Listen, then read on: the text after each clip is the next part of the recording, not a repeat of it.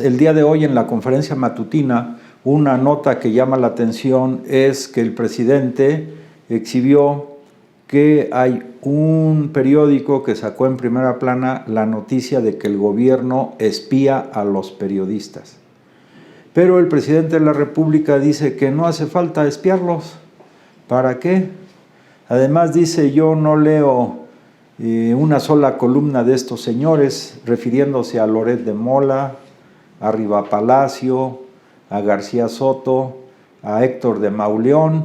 Dicen, no los leo, es un lugar común, o sea, entiendo que el presidente pues no gasta el tiempo leyendo las columnas de los que ya se sabe que además, dijo él, son muy predecibles, que van a decir lo de siempre, puros ataques al gobierno y a la 4T.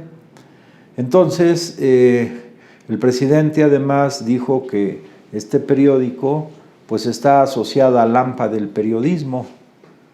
Dice, si por ejemplo presentan pruebas de lo que sea, como hace unos días se dijo que uno de sus hijos había adquirido el Cruz Azul, el Deportivo Cruz Azul, pues entonces dice que presenten pruebas y entonces se inicia la investigación.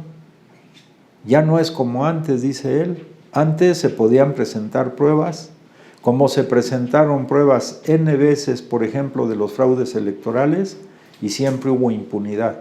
Ahora es diferente, pero estos grupos, estos periódicos, evidentemente que se quedaron acostumbrados a lo de antes. Después, ante una pregunta de un reportero de Telemundo, el licenciado López Obrador comentó, fíjense nada más, dice, los medios de comunicación más influyentes en México pertenecen a los hombres más ricos. Luego, estos se vinculaban pues a los negocios y si el gobierno los trataba bien, pues trataban bien al gobierno o al presidente en turno en el periodo neoliberal. Es decir, hubo una simbiosis entre los negocios de los dueños de estos periódicos con el presidente en turno y entonces pues hablaban bien del gobierno porque había negocios. No solamente algunos que no se dicen, sino también la publicidad que se utilizaba por parte del gobierno, pues era el grueso para estos medios de comunicación convencionales. Pero como ahora eso ya no sucede porque este gobierno se basa en un principio fundamental, que es el principio de la austeridad republicana, pues ahora están muy enojados. Pero qué bueno que hoy se está dando todo esto, porque de manera muy clara, sectores muy importantes de la población están entendiendo que vivimos en una gran simulación, en un gran engaño, y que a ese engaño, en primer lugar, pues formaban parte de ese engaño los medios de comunicación convencionales, salvo honrosas excepciones.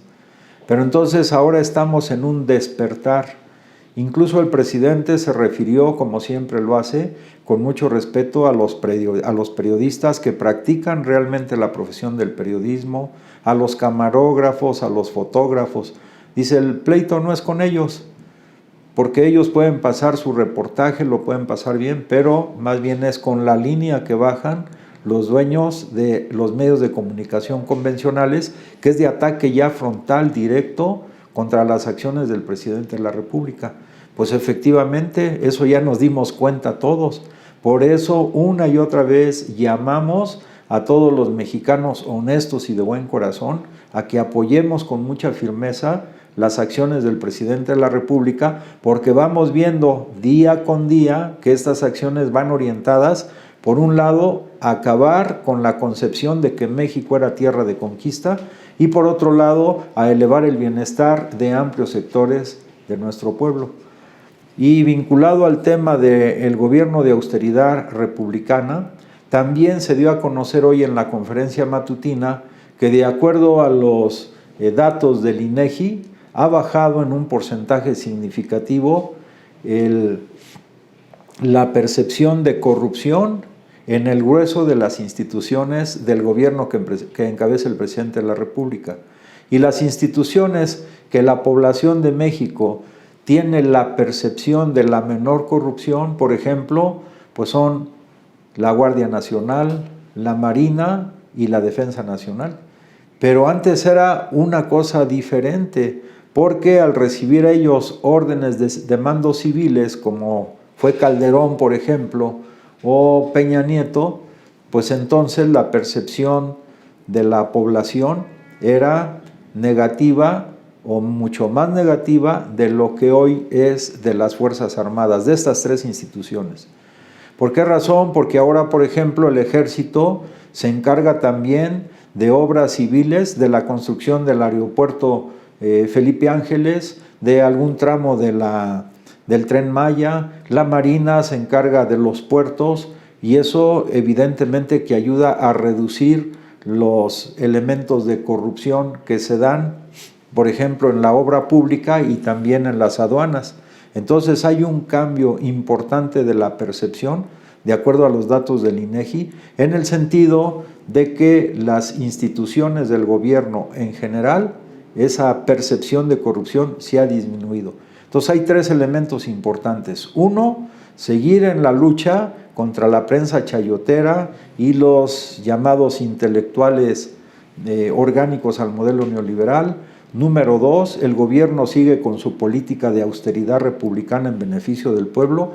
Y número tres, el problema principal que el presidente plantea en el sentido de la corrupción, pues se ha disminuido esa notablemente, y la percepción de la ciudadanía es que estamos en el terreno del combate a la corrupción mucho mejor que en todo el periodo neoliberal.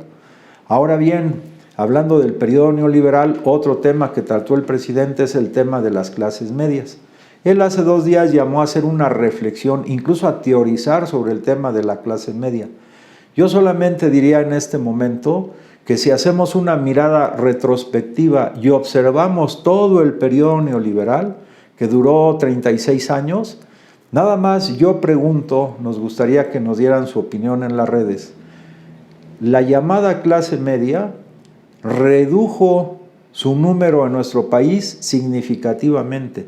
De haber seguido las políticas neoliberales, prácticamente las llamadas clases medias ya hubieran desaparecido.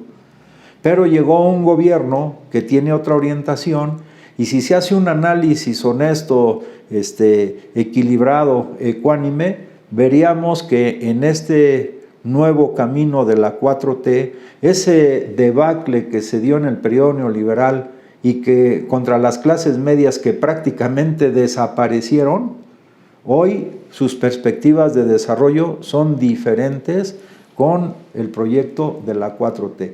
Nada más vean eso, analícese honestamente esta situación.